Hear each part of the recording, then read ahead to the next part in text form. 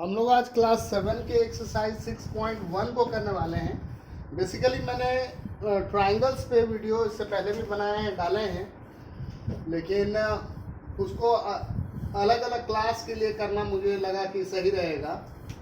तो हम लोग एक्सरसाइज 6.1 से करने वाले हैं। कुछ बेसिक बातों को बता दूं जो कि आप लोगों को पता भी होगा कि वर्टिसेस 3 है। किसी भी ट्राइंगल में एक क्लोज्ड फिगर है, 3 साइड्स, 3 एंगल्स, 3 वर्टिसेस और 6 पार्ट्स होते हैं। तो vertices A B C,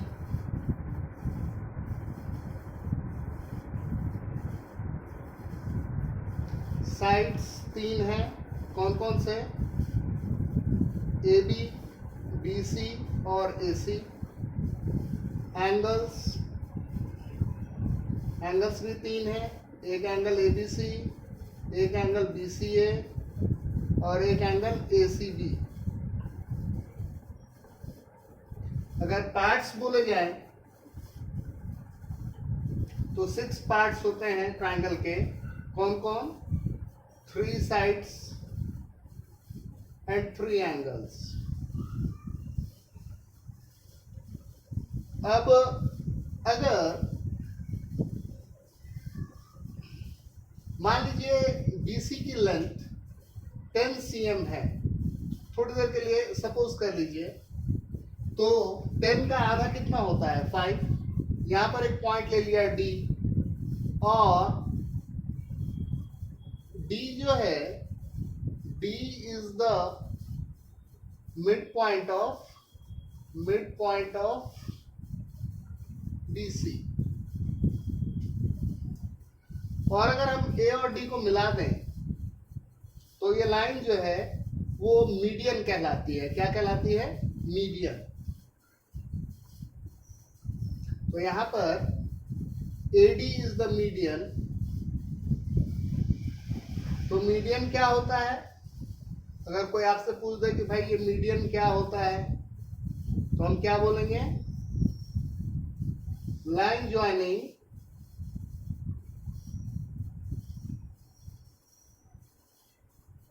the opposite vertex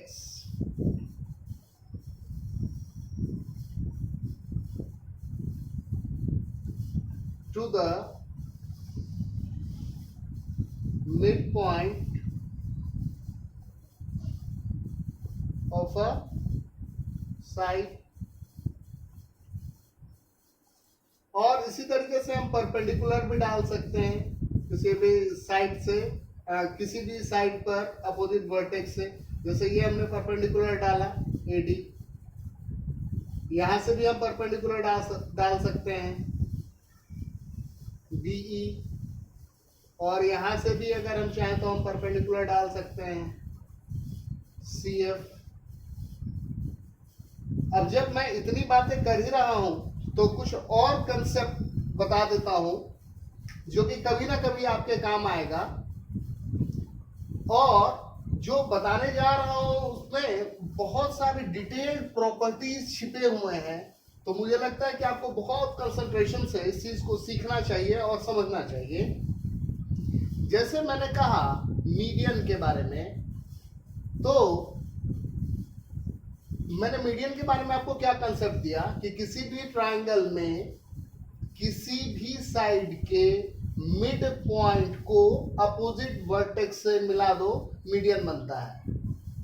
जैसे ये BC है, इसका मिड पॉइंट मान लेते हैं, ये है, इसका मिड पॉइंट यहां मान लेते हैं, और इसका मिड पॉइंट यहां मान लेते हैं। AB का मिड पॉइंट मान लीजिए D है, ये है E और ये है F। मैंने क्या किया? AB, BC, AC, इनके मिड पॉइंट्स कौन कौन से हैं? ये हैं साइड्स, और इनके मिड पॉइंट्स कौन कौन है? AB का मिड पॉइंट क्या है? D। BC का मिड पॉइंट क्या है? E। और AC का मिड पॉइंट क्या है? F। अब अगर इसको ज्वाइन कर लेते हैं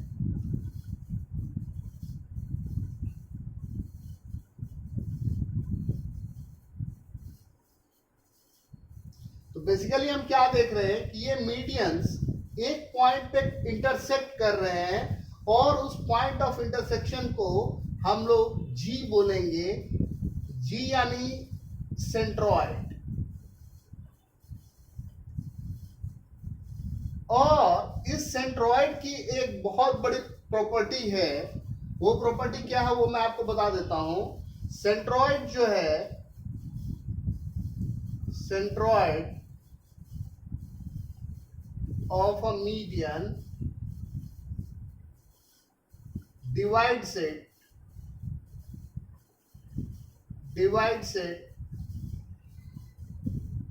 into 2:1। यानी अगर AE की लंबाई मान लीजिए कि 9 cm है, तो ये इस G पर 2:1 में डिवाइड होगा। यानी AE बना है किस चीज से? AE बना है AG प्लस GE से, और ये रेशियो 2:1 होगा। यानी ये 6 + 3, ये 6 cm का होगा, ये 3 cm का होगा। ये सेंट्रॉइड का बहुत बड़ा प्रॉपर्टी है। आगे चल करके जब आप पढ़ेंगे क्लास 9th में, 10th में और आगे भी बहुत जगहों पर बहुत सारे क्वेश्चंस को सॉल्व करने में ये आपको मदद करने वाला है ये कंसेप्ट। तो आप सेंट्रॉइड के बारे में समझ गए, आप मीडियंस के बारे में समझ गए। आइए आगे बात करते हैं।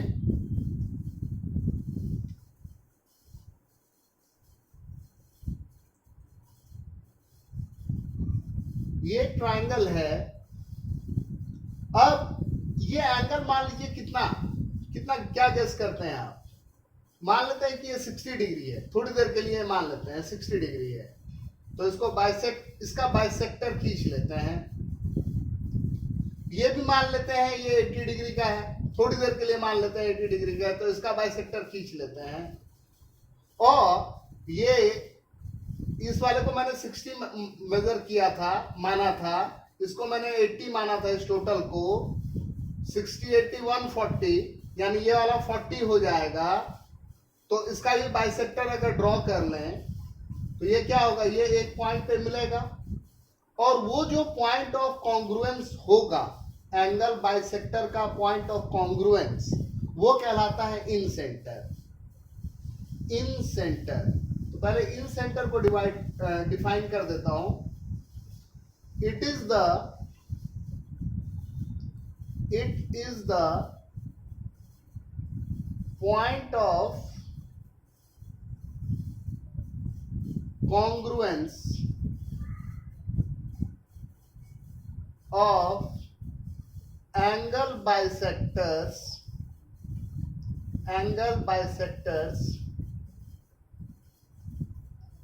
of a triangle।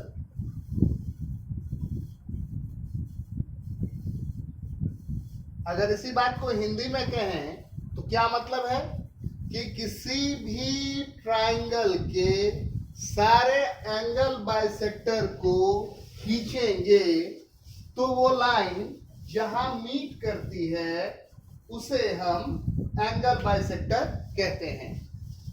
अब इस एंगल बाइसेक्टर की क्या प्रॉपर्टी है वो मैं आपको एक्सप्लेन करूंगा। इस एंगल बाइसेक्टर के प्रॉपर्टी के बारे में मैं आपको बता दूं। अगर इस एंगल बाइसेक्टर पर आप अपने कंपास को रखते हैं, कंपास की नीडल को, और उससे किसी भी साइड के डिस्टेंस को मेजर कर लेते हैं, तो ये डिस्टेंस रेडियस कहलाता है, इन रेडियस। और अब अगर एक सर्कल बनाएंगे तो वो इस ट्रायंगल के अंदर अंदर घूमेगा, वो इसके तीनों साइड को टच करता हुआ घूमेगा। और ये सर्कल चूंकि ट्रायंगल के अंदर बना है तो इसे क्या कहेंगे, इन सर्कल। आपके मन में आ रहा होगा कि सर ये सारी चीजें तो बुक में है नहीं, आप क्यों बेकार बताए जा रहे हो, सीधा सीधा क्वेश्चन बताओ। मैं सीधा सीधा क्वेश्चन ही कर देता, और ऐसे में ये वीडियो सिर्फ 1.5 मिनट का होता है, एक्सरसाइज 6.1। लेकिन मेरा पर्पस सिर्फ क्वेश्चन बता देना नहीं है, मैं चाह रहा हूं कि आपका कंसेप्ट बिल्ड हो। तो यहां पर अगर हम बात करें तो तो BM क्या है? BM is the bisector of, BM bisects angle B, AM bisects angle A, CM bisects angle C, और ये जहां पर मीट कर रहे हैं वो पॉइंट क्या है? M, और उस पॉइंट को क्या कहते हैं? इन सेंटर। अब जब इन सेंटर का कंसेप्ट आपके पास क्लियर हो गया तो आइए एक दूसरा कंसेप्ट समझते हैं।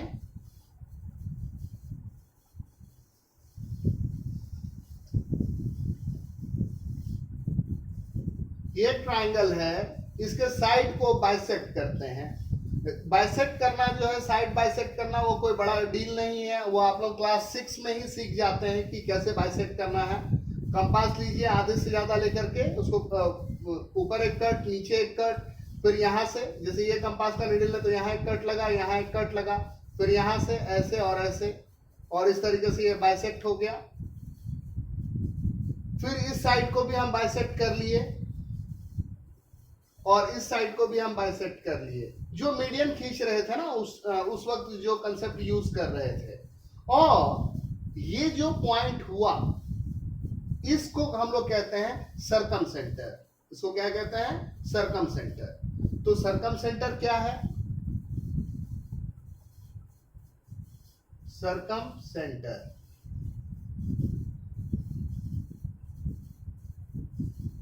It is the point of congruence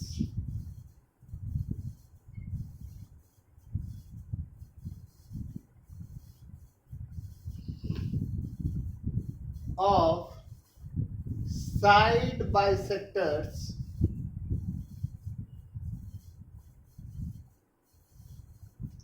of a triangle.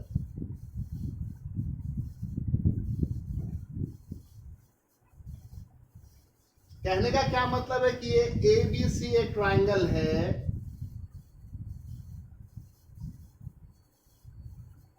जिसमें AB का मिड पॉइंट, AB, BC और AC, AB का मिड पॉइंट सपोज कर लीजिए D है, BC का मिड पॉइंट सपोज कर लीजिए E है, ये साइड्स हैं,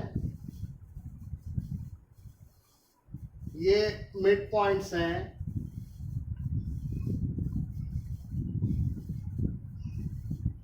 और AC का मिड पॉइंट F, और इन मिड पॉइंट्स के ऊपर से अगर आप लाइन खींचते हैं तो वो एक पॉइंट पे मिलेगा, और वो पॉइंट क्या कहलाता है? उस पॉइंट का कोई सा भी नाम रख लीजिए, यहां पर हम नाम रख लेते हैं P, सरकम सेंटर। बोले कि सर ये सरकम सेंटर बताए, इसका क्या यूज हम करेंगे, हम क्या इसे क्या करना चाह रहे हैं? तो इस सरकम सेंटर का बहुत बड़ा यूज होता है। अभी तो आप इसको एज अ कंसेप्ट समझिए, लेकिन जब आप क्लास 9th में जाएंगे तब आपको कहा जाता है कि प्रूव करो कि 3 नॉन कोलिनियर पॉइंट से एक सर्कल गुजरता है। या अभी एक मजेदार सी एक्टिविटी है कि मैंने ये 3 पॉइंट लगा दिया और मैंने कहा कि भाई मुझे एक ऐसा सर्कल बना करके दिखाओ जो इस तीनों पॉइंट से गुजरेगा। अब ये एक टफ काम है कि यहां पर हम सेंटर कहां लें। सर्कल बनाने के लिए तो सबसे पहले सेंटर लेने का कंसेप्ट है ना। हम सेंटर कहां लें, हम सेंटर कहां फिक्स करेंगे, हम रेडियस कौन सा फिक्स करेंगे। तो इस दुविधा को दूर करने के लिए ये कंसेप्ट है। 3 पॉइंट आप हमको दे दिए, हम क्या किए, तीनों पॉइंट को ऐड जोड़ लिए, मिला लिए, बाइसेक्ट कर लिए। अब ये तो ट्रायंगल बन गया ना, अब इसको हम बाइसेक्ट कर लिए।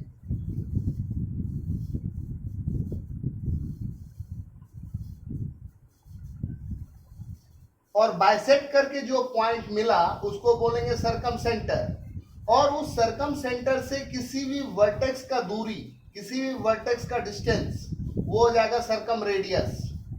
ये अगर मान लीजिए आपका P मैंने नाम दिया है तो ये PA, ये हो जाएगा PA, ये हो जाएगा सरकम रेडियस। क्या हो जाएगा? सरकम रेडियस। और इस डिस्टेंस को लेकर के अगर आप सर्कल घुमाएंगे तो वो क्या होगा, इस ट्राइंगल के बाहर बाहर घूमेगा और इसके तीनों वर्टेक्स को टच करेगा, इसके तीनों वर्टेक्स को टच करेगा। तो इस तरीके से हम ये कर सकते हैं।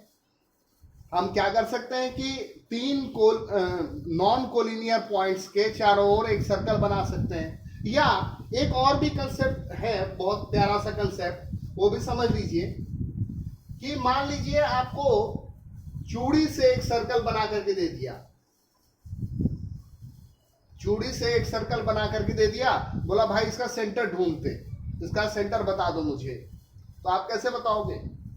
कभी सोचा है आपने? चूड़ी से, कटोरे से, ग्लास के चारों ओर पेंसिल घुमा करके एक सर्कल बना करके दे देगा और बोलेगा कि जरा इसका सेंटर खोज करके दो हमें। आप कैसे बताइएगा? सर बहुत आसान है, आपने सर्कल तो दे दिया ना, हम उस पर 3 पॉइंट कहीं भी मार्क कर लेंगे। कर लिया मार्क, अब उसको ज्वाइन कर देंगे, कर दिया ज्वाइन। अब ये जो साइड्स हैं इसको बाइसेक्ट कर लेंगे, साइड्स बाइसेक्ट करना आता है आपको, और ये जहां बाइसेक्ट होकर के मीट करेगा ना वही सेंटर होगा। हो गया। और ये कंसेप्ट कौन सा यूज किए? सर्कमसेंटर का कंसेप्ट यूज किए। अब आइए एक और कंसेप्ट यूज करते हैं, एक और कंसेप्ट सीखते हैं।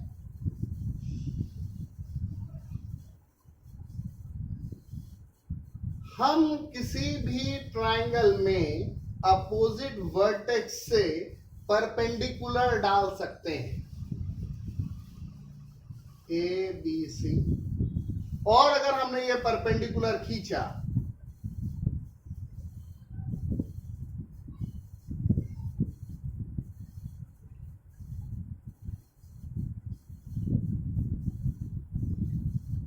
एम, परपेंडिकुलर का सिंबल ये उल्टा टी होता है, BC, BN perpendicular AC,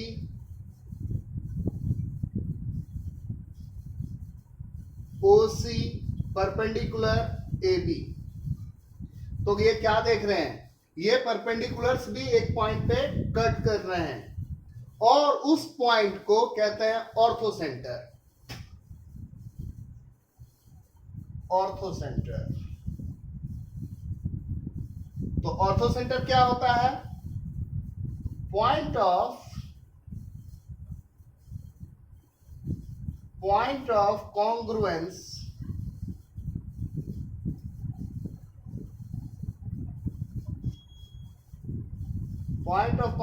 of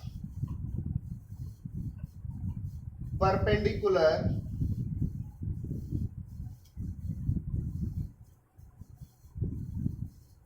to sides of a triangle.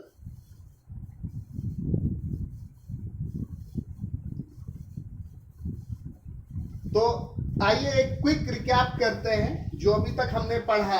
हमने क्या क्या पढ़ा? हमने पढ़ा मीडियन क्या है,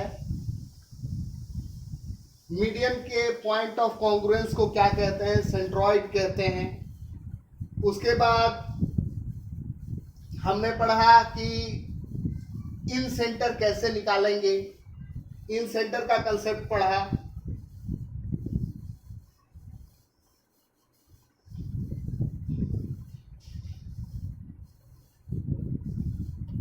इन सेंटर का कंसेप्ट पढ़ा, सरकम सेंटर का कंसेप्ट पढ़ा और ऑर्थो सेंटर का कंसेप्ट पढ़ा।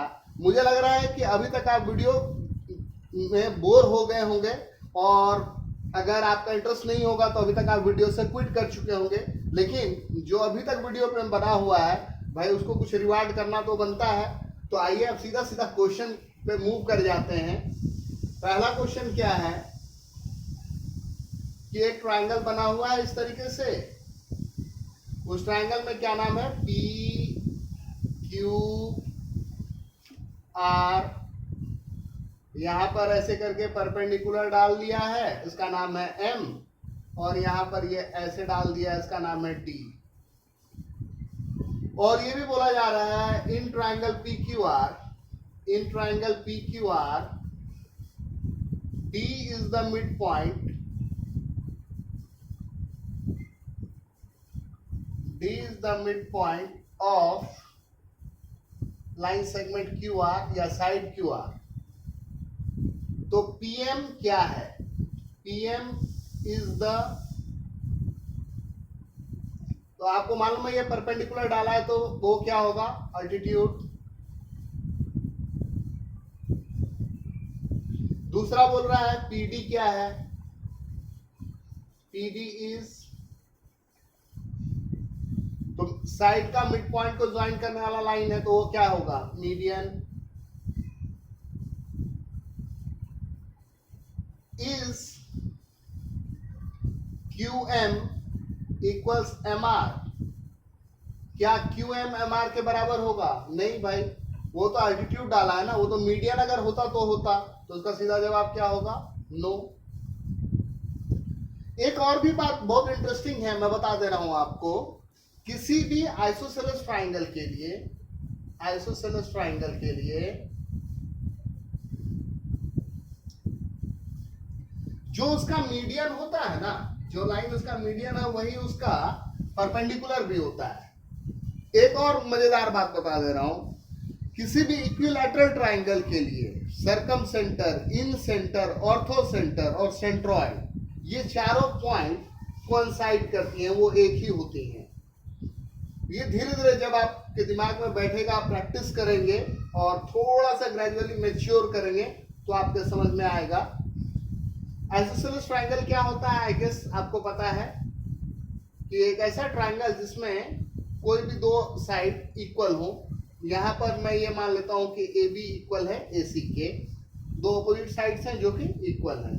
वो BC भी इक्वल हो सकता था AC के, वो आपके ऊपर डिपेंड कर रहा है कि आप कैसे उसका नेमिंग कर रहे हैं और आप किस दो साइड को इक्वल रखना चाह रहे हैं। तो आइए क्वेश्चन नंबर 2 करते हैं।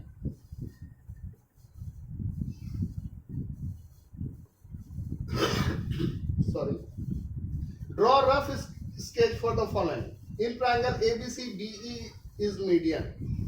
आपको क्वेश्चन 2 में क्या बोल रहा है? Draw rough sketch. Draw rough sketch.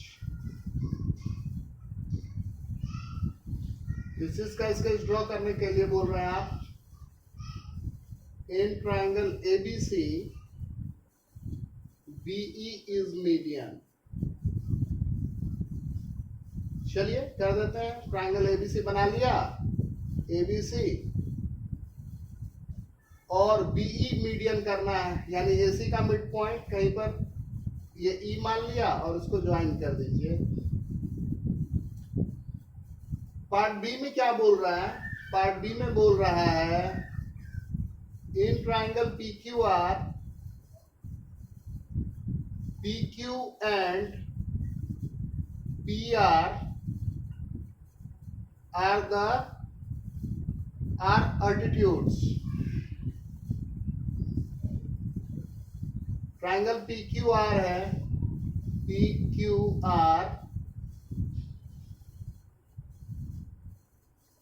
PQR और उसमें PQ भी अल्टीट्यूड हो जाए और PR भी अल्टीट्यूड हो जाए। वाह, बहुत अच्छा सिनेरियो है। हाँ हो सकता है, लेकिन एक ही ट्राइंगल में दो दो अल्टीट्यूड कैसे हो सकते हैं? अल्टीट्यूड का क्या मतलब होता है? 90 डिग्री होना ना। अल्टीट्यूड में 90 डिग्री होता है, तो 90 डिग्री एक साथ अगर दो दो अल्टीट्यूड होंगे तो दो 90 डिग्री होगा, तो दो 90 डिग्री होगा तो दो ही एंगल का सम 180 हो गया। तो अगर दो ही एंगल का सम 180 हो गया तो तीसरा एंगल कहाँ जाएगा? यानी ये case not possible, not possible, ये पॉसिबल नहीं है, यानी ये डायग्राम नहीं बन सकता है।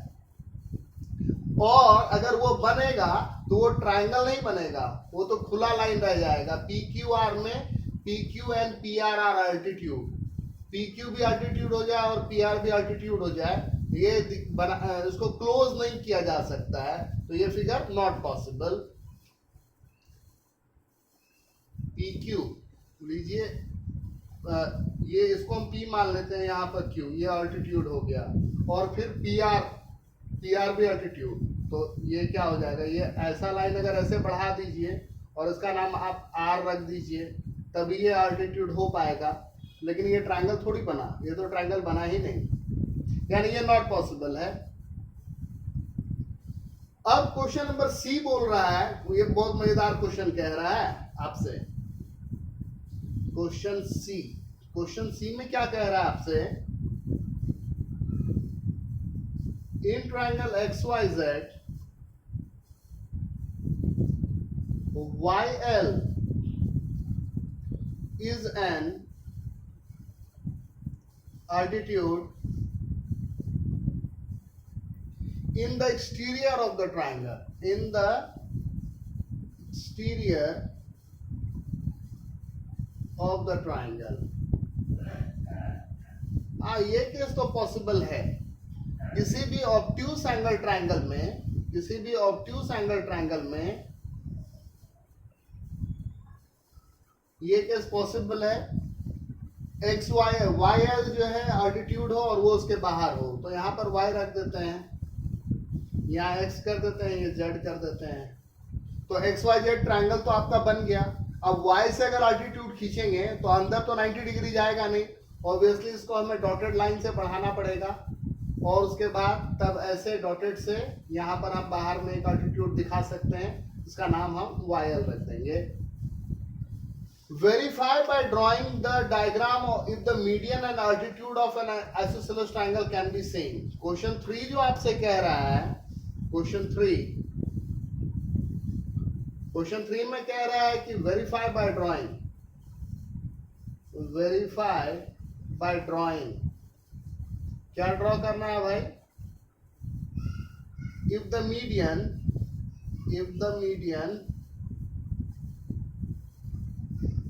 And altitude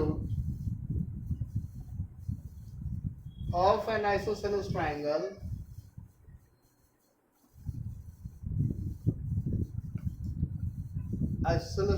can be same। तो एक आइसोसेलेस ट्रायंगल बना लिए, उसका मीडियन खींच लिए, और मीडियन खींच लेंगे और उसको अगर D से मेजर करेंगे तो हम देखेंगे ये 90 डिग्री है। अभी क्लास 7th लेवल पे तो यही हो जाएगा, नहीं तो उसको कॉन्ग्रुएंस के क्राइटेरिया से प्रूफ किया जा सकता है।